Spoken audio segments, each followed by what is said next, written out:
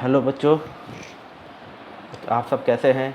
और हम आज की क्लास शुरू कर रहे हैं और आज का टॉपिक जो है आपका पावर फैक्टर है ना, जहाँ पर हम एल लोड का यूज़ करेंगे।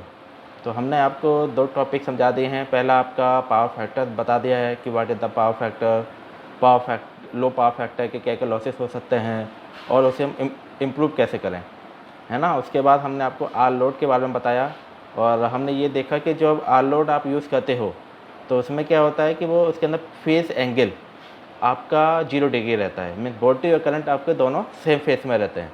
तो ये लेकिन आजकल जितने भी इलेक्ट्रिक मशीन के सर्किट्स हैं वो सारे के सारे आपके किसके ऊपर डिपेंड हैं, इंडक्टिव लोड के ऊपर डिपेंड है। क्योंकि विदाउट इंडक्टिव लोड आप मशीन्स को शुरू नहीं कर सकते। उसके लिए इंडक्टिव लोड का होना बहुत ज़्यादा नीडफुल है। तो कौन कौन सी मशीन्स हो सकती हैं, जैसे ट्रांसफार्मर है, मोटर है ना। और जितने भी मैंने कल आपको एग्जाम्पल भी बताए थे कि हम कहाँ कहाँ पे चौक है आपकी, तो वहाँ पर हम बेसिकली एल लोड का यूज़ करते हैं। तो सबसे बड़ी परेशानी क्या होती है कि जब आप एल लोड का यूज़ करते हो तो इसके अंदर पावर फैक्टर बहुत नीचे चला जाता है। नीचे का मतलब बहुत ज़्यादा लो पावर फैक्टर क्रिएट होता है, जिसकी वजह से क्या है कि इसके अंदर डिस्टर्बेंसेस और लॉसेस बहुत ज़्यादा क्रिएट हो जाते हैं। क्योंकि ये कहा जाता है कि यदि पावर फैक्टर आपका लो होगा तो करंट आपकी ज़्यादा हो जाएगी तो ये लॉसेस क्रिएट कर देगा, आई उसका आर हानि को पैदा कर देगा, है ना। लेकिन आजकल की मशीनें ज़्यादातर इंडक्टिव लोड के ऊपर हैं, तो हम इस लोड को पढ़ना हमारे लिए बहुत ज़्यादा नीडफुल है। और हम ये देखते हैं कि किस तरह से ये पैसिव पावर क्रिएट करता है। तो आज के टॉपिक हम ये बताएंगे कि आपका पावर फैक्टर में एल लोड कैसे यूज़ करते हो और ये किस तरह से पैसिव पावर को क्रिएट करता है। सही है। तो आज की क्लास आपकी बहुत अच्छी होने वाली है और आप सब बच्चे बिल्कुल ध्यान से एक एक टॉपिक को समझें। और कोई जो टॉपिक समझ में नहीं आ रहा हो या जो क्वेश्चन आपको पूछना है तो वो मेरे चैनल पर कमेंट करके क्वेश्चन पूछ सकता है। कोई से भी क्वेश्चन हो है पावर फैक्टर के कॉन्टेक्ट में। तो चलो बच्चों, आज हमने आपको प्योरली इंडक्टिव लोड के बारे में बता दिया। अब हम क्वेश्चन के ऊपर चलते हैं। मैं आपको इसमें एक क्वेश्चन के थ्रू समझाऊंगा कि हम आपका पावर फैक्टर कैसे यूज़ करते हैं। सही है। तो ये आपका क्वेश्चन है। तो इसके अंदर मैंने देखा हुआ है ये आपका voltage source AC voltage source है। कितना है 240 वोल्ट है और 0 डिग्री इसका एंगल है। और 50 हर्ट्स आपको पता है इंडिया की फ्रिक्वेंसी 50 हर्ट्स होती है। आपको आई निकालना है। आई के बाद आपका यहाँ पे एल लोड दिया हुआ है, एक्सएल दिया हुआ है, एक्सएल 40 ओम। यहाँ पे बच्चों सीधी सी बात है, यदि एक्सएल दिया होगा तो आप डायरेक्ट लिख सकते हो। यदि यहाँ पे कभी कभी पेपर में ये भी दिया होता है एल इक्वल्स टू 40 हेनरी, क्योंकि आपको पता है कि जब आप एल का यूज़ करते हो तो उसकी यूनिट क्या होती है, हेनरी होती है, एच, है ना। तो यदि जब यहाँ पे एल दिया हुआ है तो आप एक्सएल सिंपल निकाल सकते हो। एक्सएल का फॉर्मूला क्या होता है बच्चों, 2 पाई एफ एल, है ना। तो आपको टू आपका कांस्टेंट है, पाई की वैल्यू आपको पता है 3.14, एफ आपका कितना है 50 हर्ट्स ये वाला, और एल की वैल्यू कितनी है 40। तो इस सब एक्सएल डिटरमाइन कर सकते हो, है ना। या सपोज आपको एल निकालना है, केवल एल निकालना है, तो आप कैसे डिटरमाइन करोगे, क्योंकि यदि आपको केवल एल निकालना है तो एल क्या हो जाएगा, एल इक्वल टू हो जाएगा एक्सएल, ये एल है बच्चों, है ना, डिवाइड बाय 2 पाई एफ, है ना। तो इससे आप एल भी निकाल सकते हो। एक्सएल की वैल्यू कितनी है 40, ये 40 ओम है, 2 इंटू 3.14 इंटू 50। तो जो पेपर में दिया हुआ है या जो चीज़ आपको निकालनी है आप बेसिकली आराम से वो चीज़ें डिटरमाइन कर सकते हो। क्योंकि हमने यहाँ पे एल लोड दिया हुआ है तो यहाँ पे हम उसे एक्सएल से प्रेजेंट करेंगे, है ना। तो एक्सएल आपका 40 ओम है, प्योरली इंडक्टिव लोड है ये। यहाँ पे नहीं यहाँ पे आपका रेजिस्टेंस लगा हुआ है और नहीं यहाँ पे आपका कैपेसिटेंस लगा हुआ है। तो हम इस क्वेश्चन को सॉल्व करके हम ये देखेंगे कि किस तरह से यहाँ पे करंट लैगिंग करता है ना। तो मैंने आपको यहाँ पे भी बता दिया कि यदि एल लगा होता है तो आप एक्सएल निकाल सकते हो, एक्सएल दिया हुआ है तो भी एल निकाल सकते हो, क्योंकि 50 हर्ट्स कांस्टेंट है, 2 पाई भी कांस्टेंट है। तो आप आराम से दोनों चीज़ें डिटरमाइन कर सकते हो, दोनों थिंग डिटरमाइन कर सकते हो। तो अब हम इसके आगे चलते हैं, इस क्वेश्चन को सॉल्व करने की कोशिश करेंगे कि इसे हम कैसे सॉल्व करेंगे। तो सबसे पहले हमें यहाँ पे आई निकालना है। इस पूरे सर्किट में हमें यहाँ पे आई डिटरमाइन करना पड़ेगा, क्योंकि आपका फॉर्मूला है। अब हम आगे मैं स्लाइड दिखाने वाला हूँ तो उसमें मैं आपको बताऊंगा कि हम आई को किस तरह से डिटरमाइन करेंगे। तो हम नेक्स्ट जो स्लाइड पे चलते हैं, और उसमें हम शो करते हैं कि आई को डिटरमाइन करने का तरीका क्या है। तो अब ये नेक्स्ट स्लाइड आपकी शुरू होने वाली है। तो नेक्स्ट स्लाइड में सबसे पहले क्या है कि बच्चों ये आपका एसी सर्किट है ना, डीसी सर्किट नहीं है, क्योंकि जब आप डीसी सर्किट यूज़ करोगे तो आपका इंडक्टिव लोड जीरो होता है। केवल डीसी सर्किट के अंदर ये ध्यान रखना कि यदि कोई भी सर्किट डीसी है तो वहाँ पे केवल आप आर का यूज़ करते हो, आर लोड का यूज़ करते हो, है ना। आर लोड का यूज़ करोगे, इंडक्टर और कैपेसिटेंस इन दोनों का हम यूज़ नहीं करते, क्योंकि आपको पता है इंडक्टेंस और कैपेसिटेंस जो होते हैं वो 90 डिग्री लैग और लीडिंग करते हैं। बट जो हमारी डीसी होती है वो कांस्टेंट होती है। कांस्टेंट का मतलब जिसका फेस एंगल जीरो होता है। तो फेस एंगल जीरो किसका होता है? डीसी का होता है। तो डीसी में फेस एंगल आपका जीरो हो गया, बिकॉज ये आपकी कांस्टेंट है, ऑल वेवफॉर्म आर कांस्टेंट, है ना। तो ये यहाँ पे आप कौन सा एलिमेंट यूज़ करोगे? यहाँ पे आप ओनली आर एलिमेंट जो आर लोड होता है आप उसका यूज़ करोगे, क्योंकि जब आप आर लोड यूज़ करते हो तो करंट और वोल्टेज दोनों का जो फेस एंगल है वो आपका जीरो होता है। यहाँ आपका वी हो गया, यहाँ पे आपका आई आता है ना। बट जो रेजिस्टेंस का काम क्या होता है कि जो करंट है उसका जो थोड़ा ऊपर का आयाम होता है, मैग्नीट्यूड, उसे कंट्रोल करता है। कैसे? जैसे ये आपका ऑटोमेटिक वोल्टेज है, ये वोल्टेज आ गया तो ये जो इसका मैग्नीट्यूड होता है इसे कांस्टेंट करता है ये यहाँ से, है ना। तो ये चीज़ कांस्टेंट करेगा, लेकिन इसका जो मैग्नीट्यूड है ये बिल्कुल सेम टू सेम रहेगा, है ना। इसका टाइम, इसका फेस सब सेम टू सेम रहेगा। तो इसलिए हम डीसी में केवल आर का यूज़ करते हैं, एल और सी इंडक्टेंस और कैपेसिटेंस का यूज़ नहीं करते। इसलिए जितने भी जब आप इंडक्टिव लोड, कैपेसिटिव लोड की बात करोगे तो ये केवल एसी एलिमेंट ही होते हैं, डीसी एलिमेंट नहीं होते हैं, क्योंकि डीसी एलिमेंट में आपकी फ्रिक्वेंसी जीरो होती है और ये इंडक्टेंस और कैपेसिटेंस दोनों फ्रिक्वेंसी के ऊपर डिपेंड होते हैं, जिसकी वजह से आप डीसी में इन दोनों एलिमेंट का यूज़ नहीं कर सकते, केवल आर लोड का यूज़ करते हो, क्योंकि आर जो रेजिस्टेंस लोड होता है वो फ्रिक्वेंसी के ऊपर डिपेंड नहीं होता है ना। सही है। तो हम इसके आगे चलते हैं बच्चों। इसके अंदर हमें क्या करना है? यहाँ पे हमें आई की वैल्यू को निकालना है। आई हम कैसे निकालेंगे? तो हम नेक्स्ट स्लाइड में चलते हैं। तो नेक्स्ट स्लाइड में हमें आपको यहाँ पे 3 स्टेप बता देता हूँ। तो सबसे पहला स्टेप क्या है कि आपका जो एसी सर्किट की वोल्टेज सोर्स का फॉर्मूला क्या होता है? V equals to I Z. जब आप आर लगाते हो तो क्या होता है? V equals to I R. सही है। बट यहाँ पे पूरा एसी सोर्स है। एसी सोर्स का मतलब R X C, inductance, capacitance and resistance तीनों आप यूज़ करते हो एसी के अंदर। तो यहाँ पे आपका क्या लगा हुआ है? एल सोर्स लगा हुआ है, एल लोड। तो यहाँ पे हमने जेड ले लिया है, क्योंकि जेड आपका एसी सोर्स होता है ना। तो जेड के अंदर आपका जो जेड होता है, जेड आपका क्या होता है? R plus J X, combination of resistance plus inductance plus capacitance, तीनों का कॉम्बिनेशन आपका क्या होता है? इम्पीडेंस होता है, जिसे हम इम्पीडेंस कहते हैं जेड को। तो जेड बेसिकली आपका ओनली एसी सर्किट में यूज़ होता है। तो आपका जो एसी सर्किट का वोल्टेज सोर्स निकालने का तरीका क्या है? वोल्टेज सोर्स निकालने का तरीका है आपका फॉर्मूला हम ये यूज़ करते हैं, V equals to I Z. इसके बाद जेड जो होता है आपका वो होता है आर प्लस जे एक्स, जहाँ पर Z impedance, AC impedance, R resistance और एक्स रिएक्टेंस। जो एक्स है वो कॉम्बिनेशन होता है XL and XC, XL minus XC, है ना। तो इसके अंदर एक्सएल क्या है आपका? एल लोड डिटरमाइन करता है, एक्सी क्या होता है? सी लोड डिटरमाइन करता है। तो बच्चों यहाँ पे आप देखना, यहाँ पे जो इस क्वेश्चन, जो ये आपका क्वेश्चन दिया हुआ है, ये वाला क्वेश्चन दिया हुआ है, तो इस क्वेश्चन में सबसे बड़ी खास बात क्या है बच्चों? इस क्वेश्चन में सबसे खास बात यह है कि इसके अंदर केवल ओनली एल लोड दिया हुआ है, only L load. L load का मतलब क्या है कि आपका आर लोड और एक्सी लोड दोनों जीरो हो जाएंगे, दोनों का हम यूज़ ही नहीं कर रहे, ओनली एक्सएल का यूज़ कर रहे हैं। तो यहाँ पे आप फार्मूला जब आप लगाओगे V equals to I Z, तो यहाँ पे केवल एक्सएल लोड का यूज़ करोगे, आर और एक्सी लोड का यूज़ नहीं करोगे। वो मैं आगे फार्मूला में बताता हूँ कि वो कैसे आएगा। देखो बच्चों यहाँ से आ गया। अब इसके अंदर क्या है? अब हमने क्या करा कि V equals to I Z होता है, तो जेड कितना है आपका? आर प्लस जे एक्स, और एक्स कितना है आपका? XL minus XC. तो हमने इस पूरे जेड की वैल्यू यहाँ रख दी, V equals to I R plus J XL minus XC. सही है। जेड आपका पूरा ये हो गया, लेकिन एक्सएल जो हो गया वो XC minus XL minus XC होता है, तो उसकी वैल्यू हमने यहाँ रख दी। सही है। ये मैंने यहाँ पे एक नोट शॉर्ट फॉर्म में लिख रखा है, एक जेड का पूरा फॉर्मूला लिख रखा है यहाँ पे। बट मैंने क्या बताया कि ये जो सर्किट है आपका किसका है? प्योरली एल लोड का है, प्योरली एल लोड पर डिपेंड है। तो आपका आर और एक्सी ये दोनों एलिमेंट आपके जीरो हो जाएंगे, क्योंकि आप इसका यूज़ ही नहीं कर रहे। सही है। तो आप जैसे आप आर और एक्सी का यूज़ नहीं कर रहे हो इस सर्किट के अंदर, तो आपने क्या देखा? यहाँ पे आपने देखा कि आर और एक्स 0 हो गए, तो क्या बचा, जे एक्सएल बचा। तो यहाँ पे क्या आ जाएगा, v equal to J XL I multiply I. सही है। तो अब यहाँ पे आपको आई निकालना है। आई निकालने के लिए एक्सएल आपका v के भाग में पहुँच जाएगा, डिवाइड में पहुँच जाएगा। तो जिससे क्या होगा, I equal to V upon J XL हो जाएगा, है ना।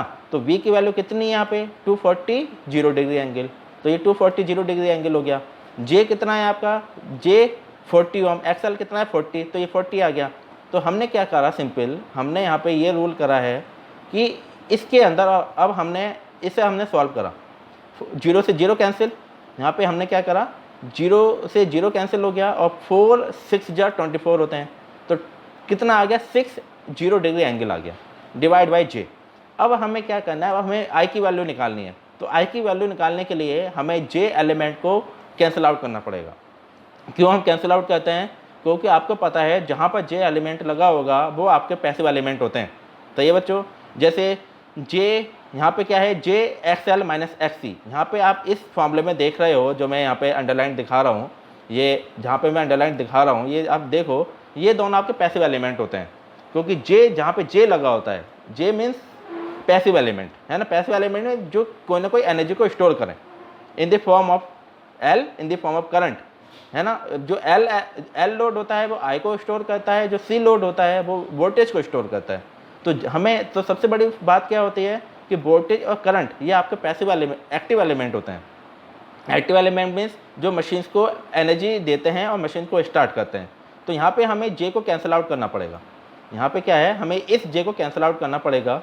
तो इस जे को कैंसिल आउट करने के लिए हमने क्या करा हुआ है, यहाँ पे हमने जे का एक सिंपल फार्मूला लगा दिया कि जे की जो वैल्यू होती है 190 डिग्री एंगल होती है। 1 आपका हो गया मैग्नीट्यूड और 90 डिग्री हो गया आपका एंगल। सही है। जिसकी वजह से इंडक्टेंस और कैपेसिटेंस लैगिंग और लीडिंग करता है, ओनली फॉर पैसिव एलिमेंट जे। सही है। तो आपने क्या करा, जे को कैंसिल आउट करके उसकी जगह आपने 190 डिग्री एंगल लिख दिया, 1 मैग्नीट्यूड 90 डिग्री एंगल। तो हम इसके आगे देखते हैं कैसे सॉल्व करना है। अब ये चीज़ आप यहाँ पे आ गई देखना। तो इसे सॉल्व करने के लिए आप सिंपल आपने ये वैल्यू पुट कर दी। तो अब हमने क्या करा, जे की जगह हमने, जे के स्थान पर हमने 190 डिग्री एंगल रख दिया। तो ये हमने 190 डिग्री एंगल रख दिया और ये वैल्यू हमारी यहाँ पर आ गई ऊपर।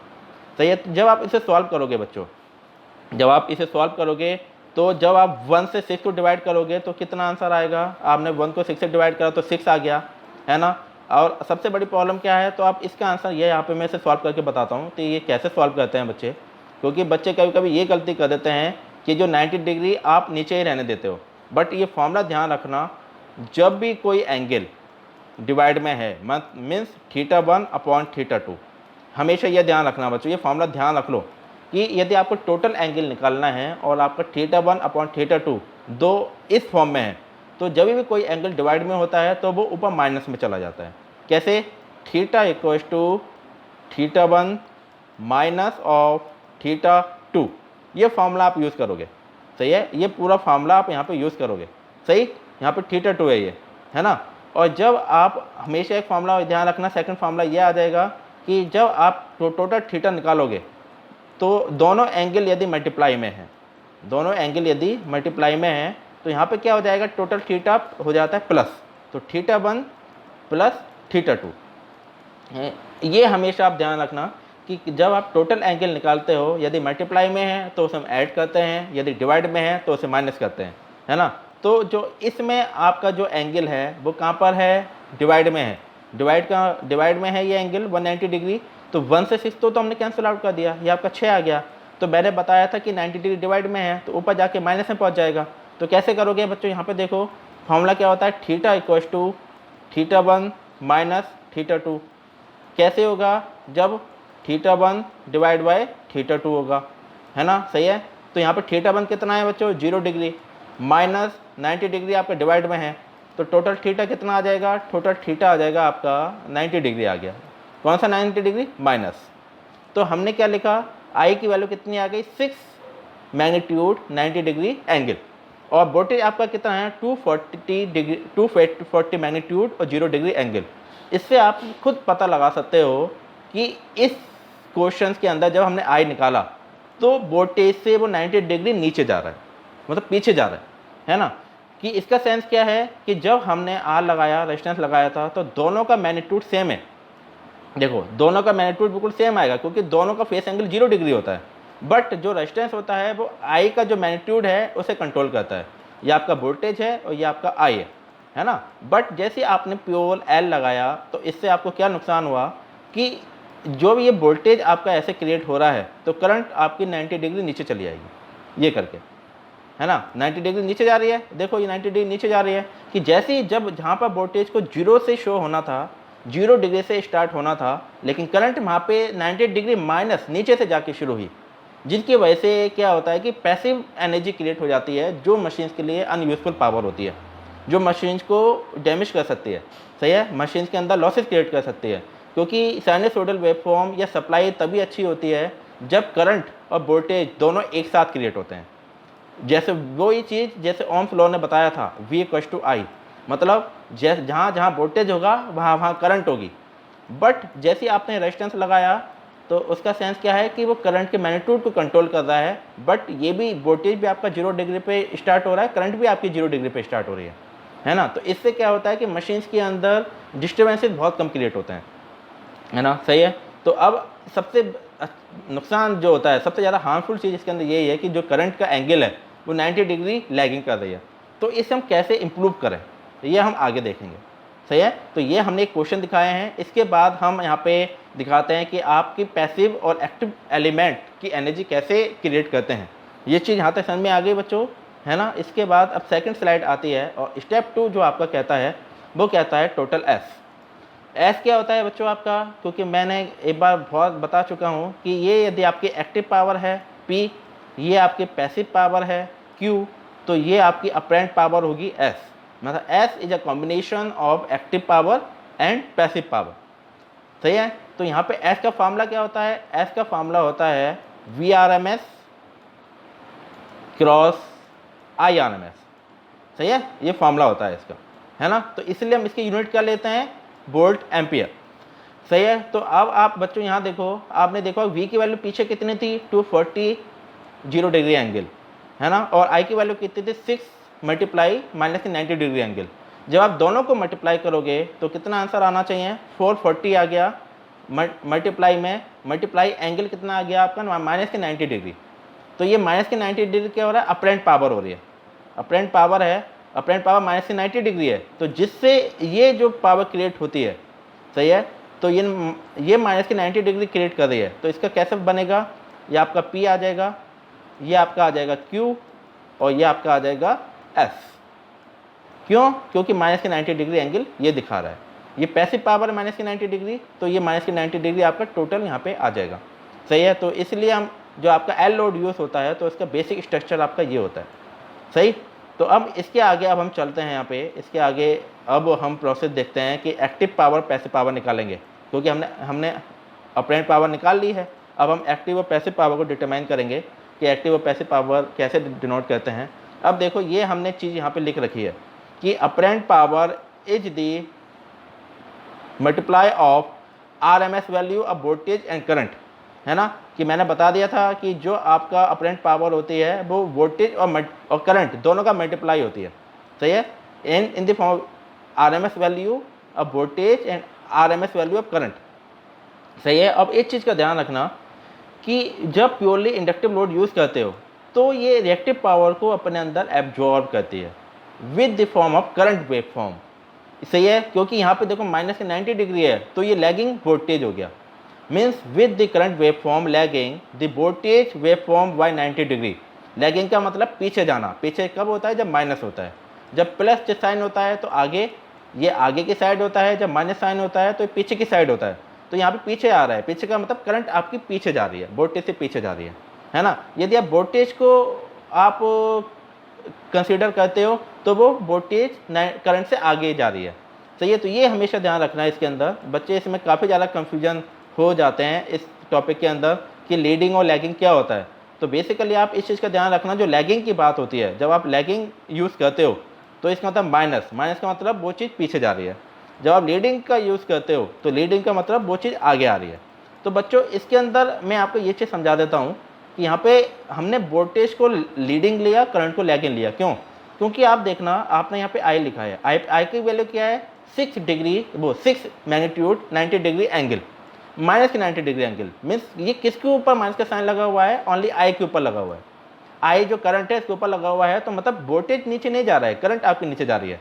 यदि आप वोल्टेज को रेफरेंस पॉइंट लेते हो, क्योंकि ये कोई सा भी यदि आप फेजर डायग्राम बनाओगे तो किसी ना किसी एक चीज़ को आपको, किसी ना किसी एक मेटल को या किसी ना किसी एक एलिमेंट को आपको रेफरेंस पॉइंट लेना पड़ेगा। तो यहाँ पे हम सबसे पहले वोल्टेज को रेफरेंस पॉइंट ले लेते हैं। जब आप वोल्टेज को रेफरेंस पॉइंट लेते हो तो करंट माइनस के 90 डिग्री है, तो वो 90 डिग्री आपका ये आ जाएगा, दिस इज द करंट। सही। जब आप करंट को रेफरेंस पॉइंट लेते हो तो आपको पता है ये आपका, सॉरी ये करंट है नॉट वोल्टेज।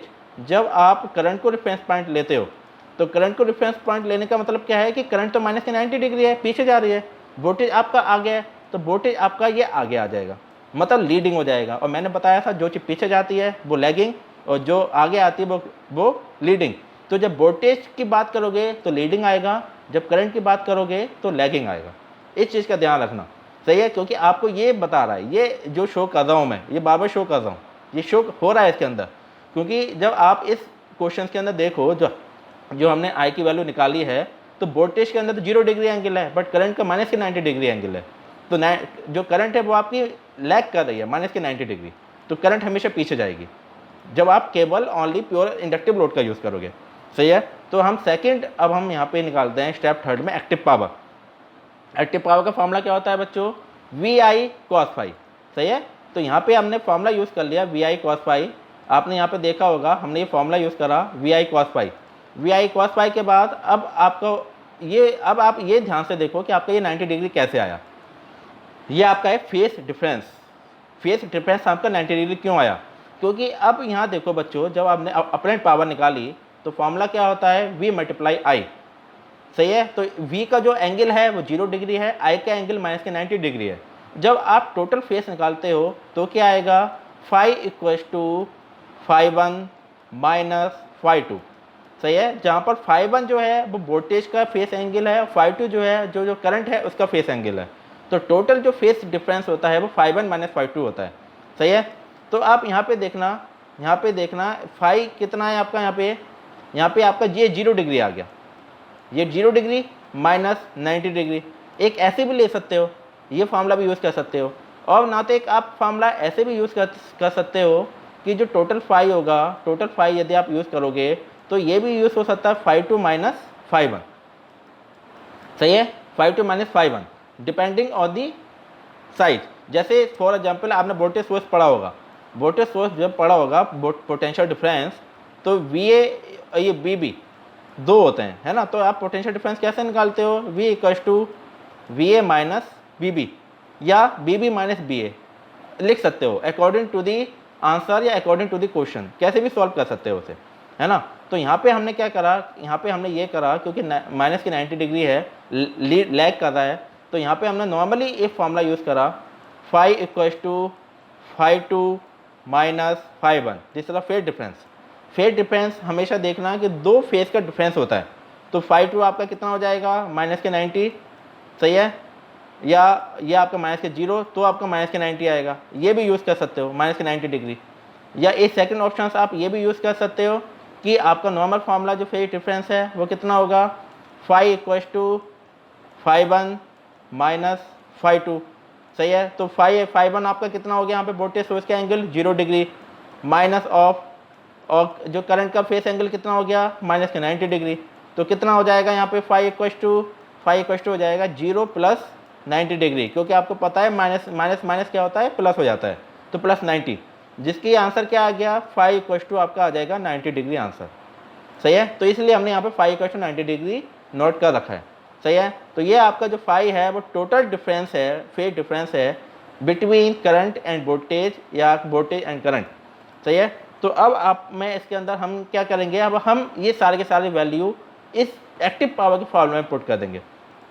तो आपका V कितना है 240, I कितना है 6, और जब आप फाई की जगह 90 लिखोगे तो कॉस फाई कितना होता है, कॉस 90 डिग्री 0 हो गया।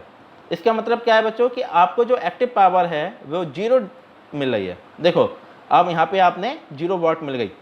सही। आप हमेशा इसी चीज़ का ध्यान रखना कि यहाँ पे जो चीज़ है ये कॉस 90, आपका जीरो होता है तो आपको एक्टिव पावर जीरो मिलती है। जब आप प्योरली इंडक्टिव लोड यूज़ करते हो तो आपको एक्टिव पावर जीरो मिलती है। अब यहाँ पे देखो ये चीज़ क्या लिखी है, the phase difference between current and voltage in 90 degree. सही है। This shows that in case of pure inductive circuit the total power of this circuit would have zero as cos 90 zero. तो आपको जो टोटल पावर मिलते हैं, total power loss मिलते हैं, वो आपके जीरो होते हैं। क्यों? क्योंकि cos 90 आपका जीरो होता है। जब आप cos 90 की वैल्यू जीरो पुट करोगे और जीरो से मल्टीप्लाई करोगे वोल्टेज और करंट को, तो वो पूरा का पूरा टर्म जीरो हो जाएगी और आपको एक्टिव पावर जीरो मिल जाएगी।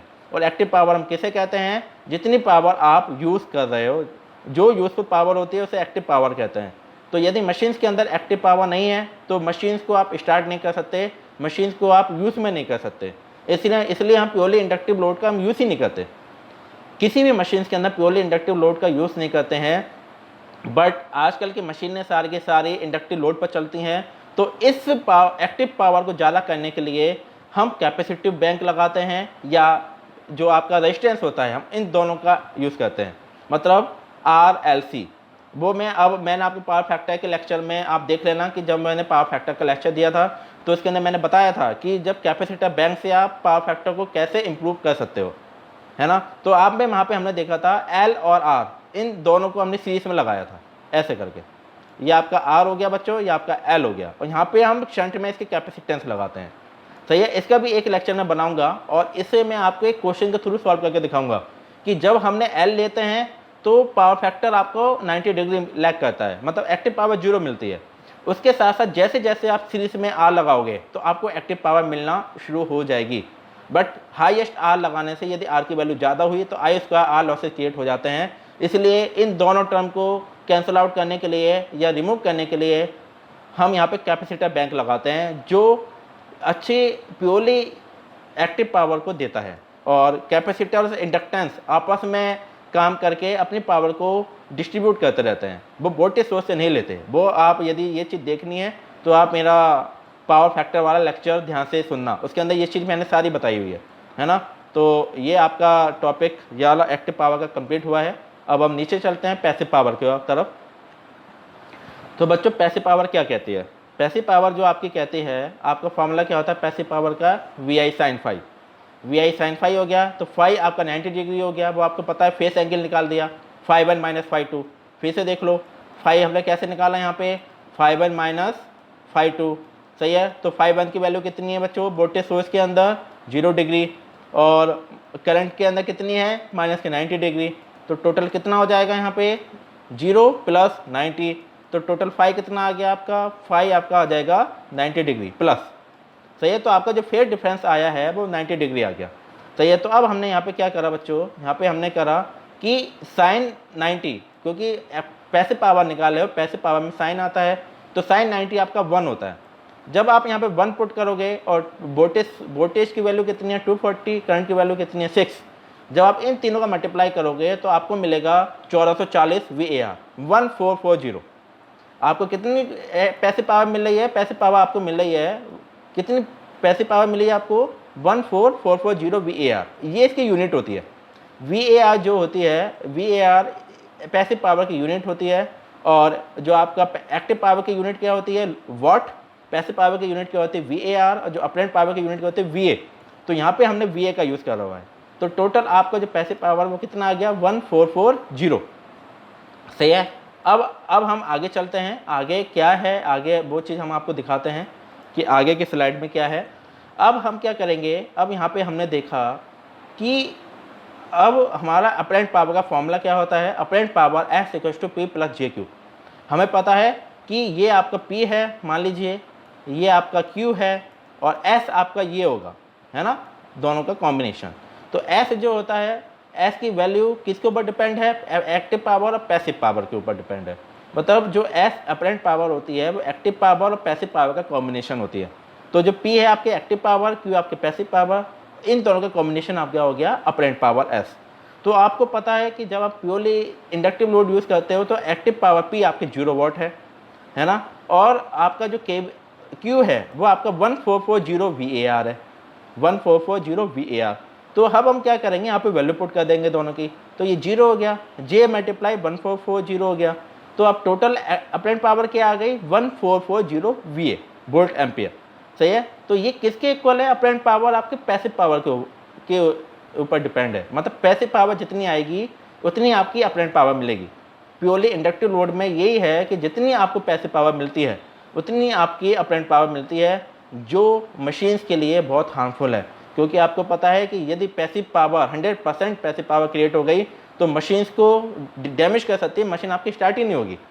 तो जैसे ये आपका P है, ये आपका P आ गया और नीचे की साइड हमने Q ले लिया, तो सारी की सारी पावर अपरेंट पावर ये मिलेगी। एक्टिव पावर 0 है तो एक्टिव पावर आपको बिल्कुल नहीं मिलेगा, ये पावर आपको नहीं मिलेगी। आपको केवल अपरेंट पावर और जो मिल रही है वो केवल इलेक्टिव पावर के इक्वल मिल रही है। तो जहाँ जहाँ पे एक्टिव पावर क्रिएट होगी वहाँ पर अपरेंट पावर चली जाएगी। सही है, जिससे मशीन्स के अंदर काफ़ी ज़्यादा डिस्टर्बेंसेस क्रिएट हो जाते हैं। तो अब हम इसके आगे देखते हैं कि इसके आगे देखो हमने बता दिया है S इक्वल टू क्यू आ गया ये बच्चों, ये देखना S इक्वल टू क्यू है ना। तो जितना आपकी रिएक्टिव पावर होगी उतनी आपकी अपरेंट पावर होगी। अब हम इसके आगे देखेंगे, इसके आगे क्या कह रहा है। अब हम पावर फैक्टर देखते हैं बच्चों। देखो पावर फैक्टर का फार्मूला क्या होता है? पावर फैक्टर का फार्मूला होता है P/S। ये मैंने बता चुका हूँ P/S कैसे आया। देखो ये आपका P है, ये आपका Q होगा, तो ये आपका S होगा, है ना। तो आपका एंगल जो होता है ये आपका फेस एंगल हो गया। तो हमने जो ट्रिग्नोमेट्री में फार्मूला पढ़ा था LA L K हम उसे सॉल्व करेंगे। तो ये क्या होता है? लंब L लंब आधार लंब कर्ण कर्ण L K आधार। सही है, तो ये आपका जो पहली टर्म होती है आपकी साइन थीटा होती है, सेकंड टर्म आपकी कॉस थीटा होती है। क्योंकि बच्चों में कॉस फाई निकालना है, तो कॉस फाई निकालने के लिए क्या फार्मूला यूज़ करोगे? A/K। तो A यहाँ पे क्या है? A का मतलब आधार, बेस आपका कितना है यहाँ पे? Active power P। और K जो है आपका कर्ण है, तो ये कितना है? ये S हो गया।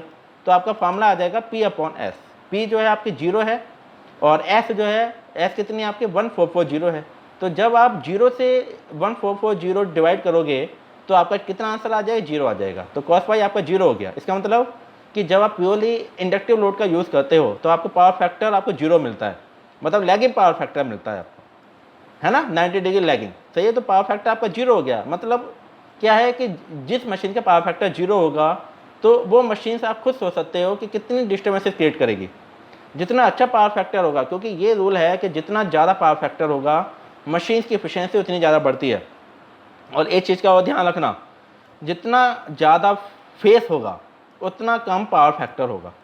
सही है, ये चीज़ हमेशा ध्यान रखना बच्चों।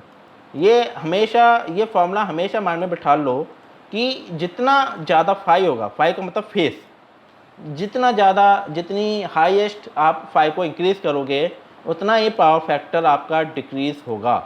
सही है, तो पावर फैक्टर के डिक्रीज़ होने से मशीन की इफ़िशियंसी डिक्रीज़ हो जाती है। मशीन की इफ़िशियंसी का मतलब मशीन की जो वर्किंग पावर होती है वो बहुत डाउन हो जाती है। मशीन्स के अंदर लॉसेस बहुत ज़्यादा क्रिएट हो जाते हैं। सही है, तो इन सब को कैंसिल आउट करने के लिए और या लो पावर फैक्टर को अच्छा करने के लिए हम इसके बाद हम एक टॉपिक पढ़ने वाले हैं कि कैपेसिटिव लोड जो होता है, कैपेसिटेंस जो होता है, वो कैसे किस तरह से पावर फैक्टर को इम्प्रूव करता है ना। तो ये आपका प्रोसेस चल रहा है। अब देखना, ये बेसिकली डायग्राम जो मैं आपको बता चुका हूँ कि जो आपका बेस वो एक्टिव पावर, ये आप नीचे देखो, आप यहाँ पे देखना, ये आपकी एक्टिव पावर है, ये आपकी अपरेंट पावर है, पैसिव पावर, और ये आपकी अपरेंट पावर है। तो अपरेंट पावर जो होती है वो एक्टिव पावर और पैसिव पावर दोनों का कॉम्बिनेशन होती है ना। और हमेशा अपरेंट पावर और एक्टिव पावर के बीच में एंगल होता है जिसे हम फेस एंगल कहते हैं, है ना। सही है बच्चों, तो अब यहाँ पे हम आगे चलते हैं। आगे के साइड ये आपकी वेवफॉर्म हमने दिखा दी कि जब आप प्योरली इंडक्टिव लोड का यूज़ करते हो तो वोल्टेज आपका 0 डिग्री से स्टार्ट होता है, बट करंट जो होती है वो आपके -90 डिग्री से स्टार्ट होती है, मतलब करंट नीचे चली जाती है। करंट नीचे जाने का मतलब क्या है कि ये यहाँ से देखना 0 से π/2, ये आपका 0 है, ये आपका π/2 है जहाँ पे मैक्सिमम वैल्यू है। तो 0 से π/2 तक ये आपका पॉजिटिव टर्मिनल है, ये आपका माइनस टर्मिनल है। तो 0 से π/2 तक जितनी एनर्जी आपकी क्रिएट होगी वो सारी की सारी पैसिव पावर में होगी। सही है, तो वो हम आगे की वेवफॉर्म, जो मैंने एक वेवफॉर्म दिखाई है इसके थ्रू मैं आपको समझाता हूँ कि ये कैसे आप जो इंडक्टिव लोड है किस तरह से वो पैसिव पावर को क्रिएट करता है ना। तो इसके आगे आप देखना, ये हम एक वेवफॉर्म देखते हैं जब आप केवल प्योरली एल लोड का यूज़ करते हो। तो सबसे पहले हम ये साइनसोइडल वेवफॉर्म देखते हैं। साइनसोइडल वेवफॉर्म में आपने देखा कि ये आपका वोल्टेज सोर्स है ना, ये सारा इसके अंदर दिखा रखा है, देखना बच्चों ये सारा। अब यहाँ पे ये आपका वोल्टेज सोर्स आ गया, जो ये हमारे जो साइनसोइडल वेवफॉर्म यूज़ करी है, तो ये साइनसोइडल वेवफॉर्म आपकी वोल्टेज सोर्स है, सही है।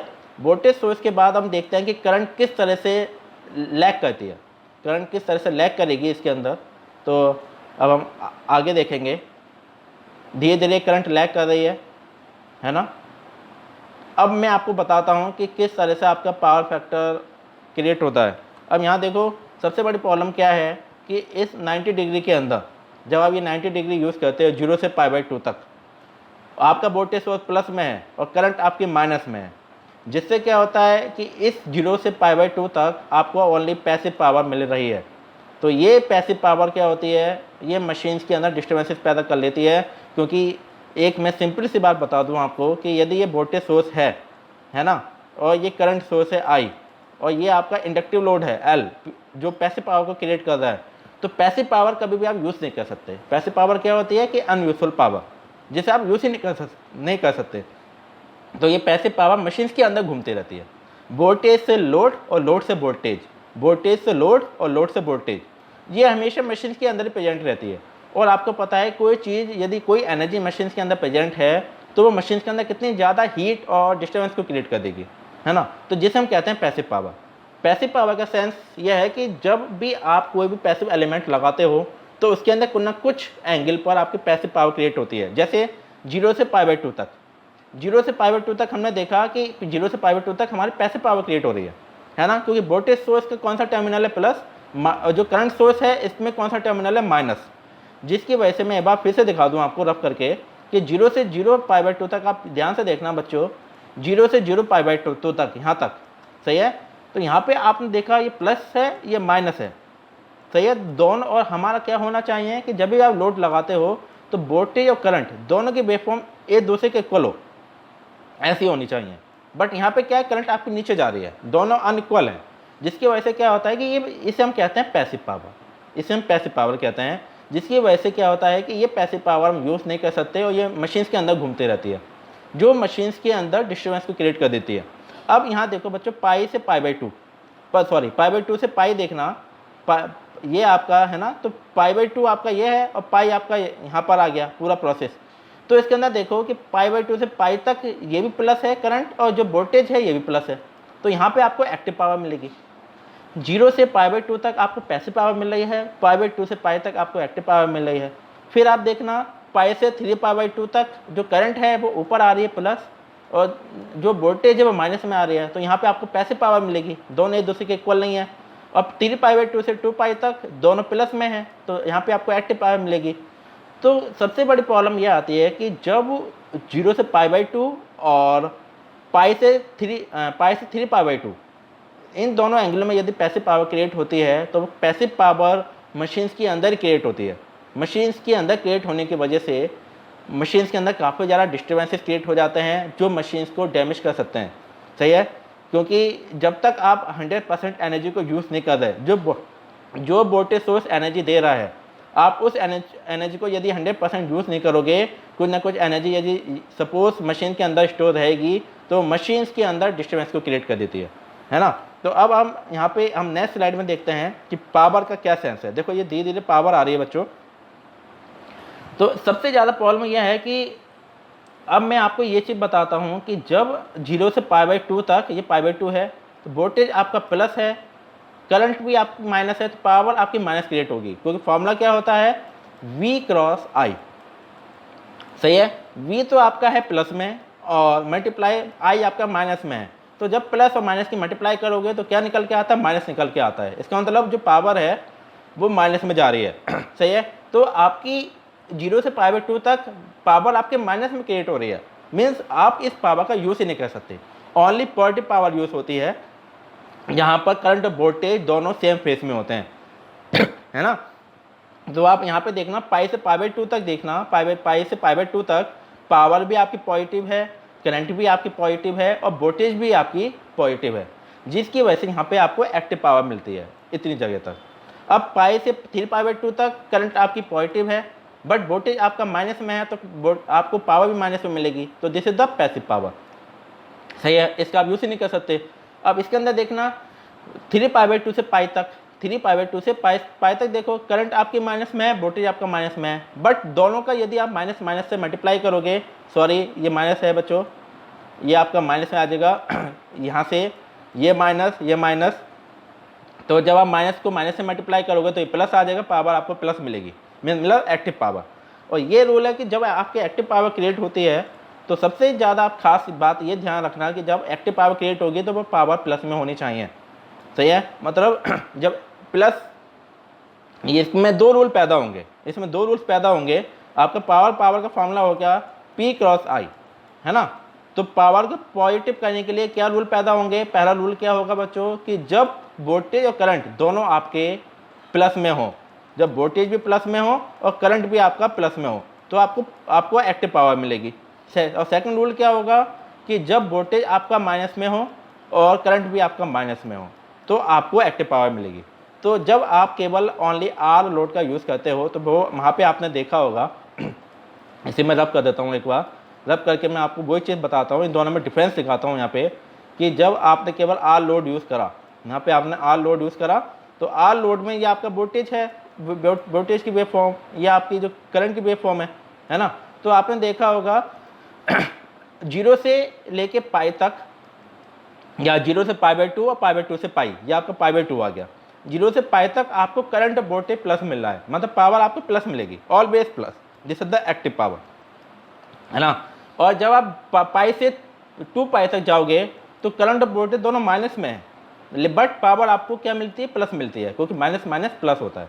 और जो एक्टिव पावर होती है, जो पावर होती है आपकी, वो क्या होती है V × I, जिसकी वजह से आपको एक्टिव पावर मिलती है। लेकिन जब आप इंडक्टिव लोड का यूज़ करते हो तो यहाँ पे आपको कहीं पर पैसिव पावर मिलेगी, कहीं पर आपको एक्टिव पावर मिलेगी। और जहाँ पर पैसिव पावर मिलती है वो क्या होती है, वो मशीन्स के अंदर घूमती रहती है और मशीन्स के अंदर डिस्टर्बेंस क्रिएट कर देती है। तो इस को कंट्रोल करने के लिए हम कुछ कंपोनेंट्स यूज़ करते हैं जिससे हमें पैसिव पावर कम मिले, क्योंकि आज के टाइम पे कोई मशीन आइडियल नहीं है। यदि आप क्योंकि मैक्सिमम सारी मशीनें क्या होती हैं, मैक्सिमम सारी मशीनें आजकल इंडक्टिव लोड पे चलती हैं, तो कुछ ना कुछ पावर क्रिएट होगी उसके अंदर, पैसिव पावर क्रिएट होगी, क्योंकि 100% कोई मशीन एक्टिव पावर नहीं देती। सही है, तो बस हमारा मेन टारगेट ये होता है कि हम किस तरह से पैसिव पावर को बहुत कम करें। सही है, पैसिव पावर को हमारा मेन टारगेट है कि हम ऐसे कंपोनेंट्स यूज़ करें जो पैसिव पावर को कम करे, मीन्स बहुत ज़्यादा कम करे, क्योंकि पैसिव पावर तो क्रिएट होनी है बट उसे हम किस तरह से कम करें, तो ये हमारा मेन टारगेट होगा। तो हम इसके बाद हम दूसरे लेक्चर में पढ़ेंगे, एक हम इसके बाद आपका कैपेसिटिव लोड आपका क्रिएट होगा, कैपेसिटिव लोड से आप कैसे क्वेश्चन को सॉल्व करते हो, नेक्स्ट लेक्चर में हम ये बताएंगे आपको।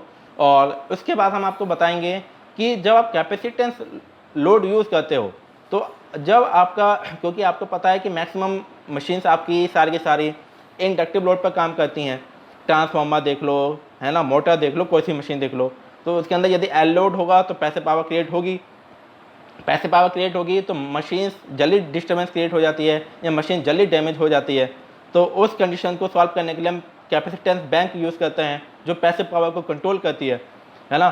तो वो यदि आपको पढ़ना है तो वो मैंने पावर फैक्टर में दिखा रखा है कि पावर फैक्टर के अंदर आप वाला लेक्चर देखिए, और लास्ट में मैंने इस एक वेव फॉर्म के द्वारा समझाया हुआ है कि इंडक्टेंस और कैपेसिटेंस कैसे पैसिव पावर को कैंसिल आउट करती हैं, लेकिन तब भी कुछ ना कुछ पैसिव पावर रहती है उसके अंदर, है ना। तो बट ये है कि एक्टिव पावर आपकी ज़्यादा होनी चाहिए और पैसिव पावर आपकी कम होनी चाहिए। मीन्स यदि आप 100% पावर यूज़ कर रहे हो तो 95% से 96% तक एक्टिव पावर हो और 2 से 5% तक आपकी पैसिव पावर हो, है ना। तो बच्चों ये लेक्चर कैसा लगा आपको, कुछ यदि और आप हमें बता देना इस लेक्चर के अंदर। और बच्चों किसी चीज़ की भी कुछ क्वेश्चन यदि बच्चों को पूछने हैं, है ना, यदि जो क्वेश्चन बच्चों को पूछने हैं तो वो मुझसे कंफर्म कर लेना और मेरे यूट्यूब चैनल पे इस क्वेश्चन को लिख सकता है कमेंट में और मैं उसके आंसर दे दूंगा। सही है, चलो ओके बच्चों।